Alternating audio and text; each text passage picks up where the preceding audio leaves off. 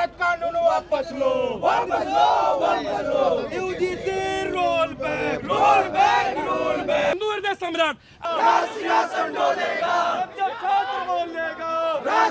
जोहार, नमस्कार, अभिनंदन। आपका लोक चेतना देख रहे हैं आप और मैं हूं आपका दोस्त अरविंद। दोस्तों, स्थिति दुर्भाग्यपूर्ण है, लेकिन सच यही है कि इन दिनों पूरा देश और खासकर देश का युवा वर्ग जिस एक मसले पर सबसे ज्यादा आंदोलित है, सबसे ज्यादा बहस कर रहा है, वो है यूजीसी के नए रेगुलेशंस। जाति विहीन समाज के निर्माण के संकल्प की गाहे बगाहे जुगाली करने वाली देश की राजनीति और राजनेताओं ने विभिन्न जातियों के बीच की खाई को ज्यादा से ज्यादा गहरी करने में यूं तो कभी भी कोई कोर कसर नहीं छोड़ी थी, लेकिन इस बार समता संवर्धन के नाम पर उच्च शिक्षा के परिसरों में विषमता की जिस विषैली फसल का बीज बोया गया है, आसार दिख रहे हैं कि इस विषबेल के जहर का असर लंबे समय तक हमारी युवा पीढ़ी पर बना रहेगा। कि अभी जो सर्वोच्च पोस्ट पे बैठे हुए हैं हमारे देश के, जो हमारे प्रेसिडेंट है वो एसटी कैटेगरी से आते हैं, जो हमारे प्रधानमंत्री हैं वो ओबीसी कैटेगरी से आते हैं, होम मिनिस्टर जो है वो ओबीसी कैटेगरी से आते हैं। जब आप देश के सर्वोच्च पदों पे बैठ के भी बोल रहे हैं कि स्वर्ण समाज आपके साथ अत्याचार कर रहा है, तो ये कहाँ का इंसाफ है? मामला अब सुप्रीम कोर्ट के विचाराधीन है, इसलिए इसकी प्रासंगिकता और औचित्य पर यहाँ ज्यादा बात करना शायद उचित नहीं होगा। लेकिन इस मौके पर यह सवाल तो बनता है कि क्या परिसरों में समता संवर्धन के नाम पर ऐसे बेतुके और विभाजक नियम बनाना ही यूजीसी का मूल और एकमात्र दायित्व है?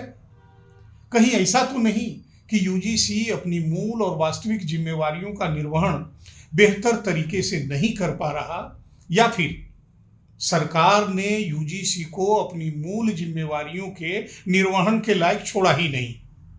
और अब जबकि उच्च शिक्षा के क्षेत्र में सरकार और यूजीसी की विफलताओं पर चर्चा होने लगी, स्टेक होल्डर्स की नाराजगी बढ़ने लगी, तो ध्यान भटकाने के लिए जानबूझकर नए रेगुलेशंस को विवादित और अस्वीकार्य बनाने की साजिश भरी कोशिश की गई।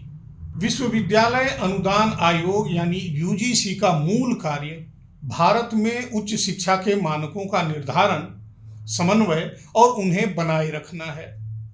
यह 1956 में स्थापित एक वैधानिक निकाय है जो विश्वविद्यालयों और कॉलेजों को मान्यता देने, अनुदान यानी फंड्स वितरित करने, परीक्षा और शिक्षण के मानदंडों को सुनिश्चित करने का काम करता है।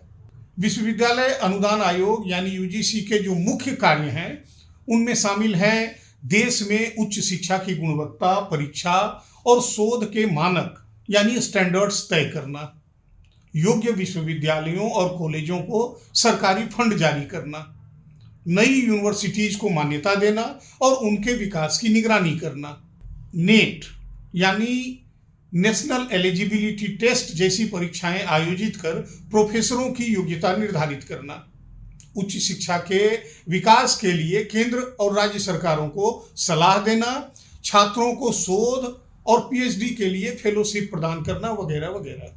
संक्षेप में यूजीसी का उद्देश्य भारत में उच्च शिक्षा के स्तर को ऊंचा उठाना और विश्वविद्यालयों के बीच समन्वय बनाए रखना है।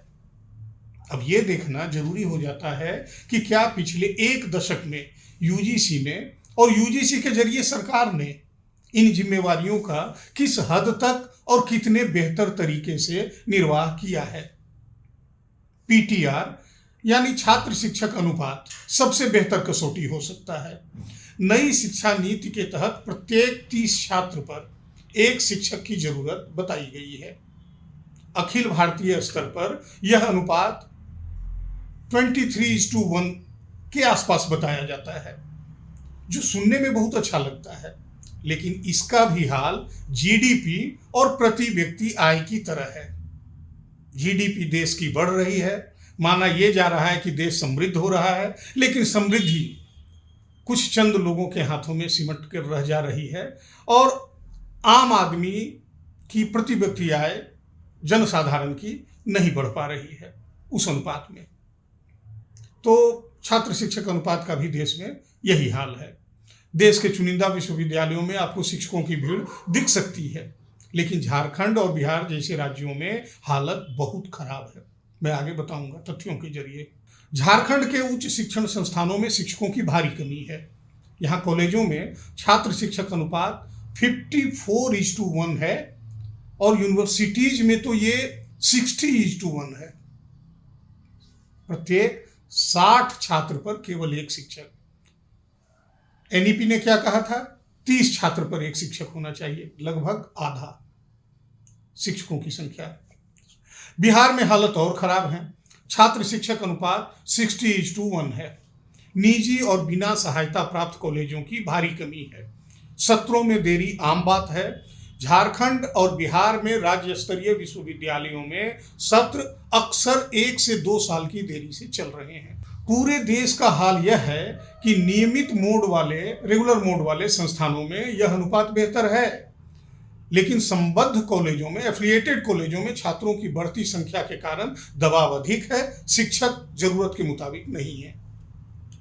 पूरे देश में उच्च शिक्षण संस्थानों में रिक्तियां, खाली पड़े पद एक बड़ी चुनौती बनी हुई है।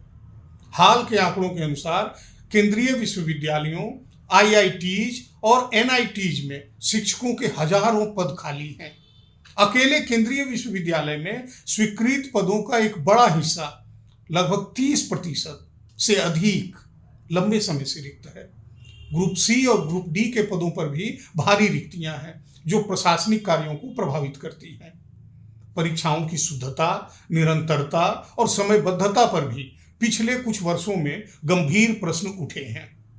2024-25 में नीट यूजी और यूजीसी नेट जैसी बड़ी परीक्षाओं में पेपर लीक और तकनीकी खामियों के कारण सत्रों में काफी देरी हुई है। पूरे देश के शैक्षणिक कैलेंडर पर इसका असर पड़ा है। डीयू, दिल्ली विश्वविद्यालय और एकेटीयू जैसे बड़े संस्थानों में प्रश्न पत्रों की डिलीवरी में देरी और मूल्यांकन में सुस्ती के कारण परिणाम घोषित होने में 3 से 4 महीने तक की देरी देखी गई है। पिछले 11 वर्षों में उच्च शिक्षा पर सार्वजनिक व्यय जीडीपी के 1% से बढ़कर लगभग 1.3% ही हो पाया है। बहुत मामूली वृद्धि। अनुसंधान के लिए समर्पित बजट यानी R&D एक्सपेंडिचर अभी भी विकसित देशों की तुलना में हमारे यहाँ काफी कम है। फिलहाल आईआईटीज में कुल 8,856 स्वीकृत पदों में से 2,813 पद यानी लगभग 32% पद खाली हैं। केंद्रीय विश्वविद्यालयों में शिक्षकों के लगभग 33% पद खाली पड़े हैं। जहां तक महिला भागीदारी का प्रश्न है, प्रति 100 पुरुष शिक्षकों पर केवल 72 महिला शिक्षक हैं, जो शोध और शिक्षण में लैंगिक अंतर को दर्शाता है। तो दोस्तों, तथ्य बताते हैं कि मामला बेहतरी का हो या बराबरी का, यूजीसी और सरकार अपनी जिम्मेवारी निभाने के मामले में हर मोर्चे पर बुरी तरह विफल रहे हैं। बड़ी बात नहीं कि अपनी इन विफलताओं पर पर्दा डालने के लिए इन नाकामियों के खिलाफ छात्रों, शिक्षकों और अभिभावकों में सुलग रहे गुस्से को डाइवर्ट करने के लिए समता संवर्धन के नाम पर विषमता की विष बेल रोपने का ये काम किया गया है।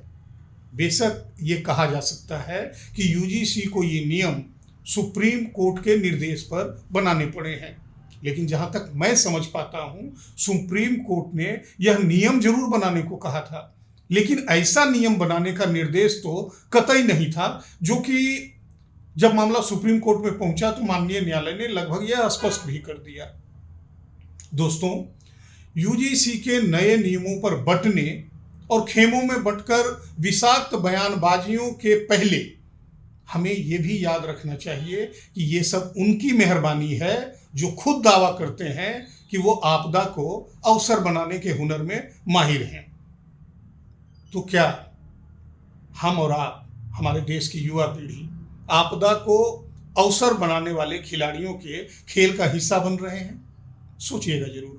दोस्तों, इस बहुपक्षीय और बहुआयामी विषय के एक पक्ष की तस्वीर मैंने तथ्यों के आधार पर रखने की कोशिश की है। उम्मीद है कि आपको मेरी यह प्रस्तुति अच्छी लगी होगी। मेरा हौसला बढ़ाने के लिए लाइक, शेयर और कमेंट करते रहें। मेरे चैनल लोक चेतना को सब्सक्राइब करके हमारे साथ जुड़े रहें। जल्दी ही मिलता हूं एक और प्रस्तुति के साथ। जोहार, नमस्कार, जय हिंद।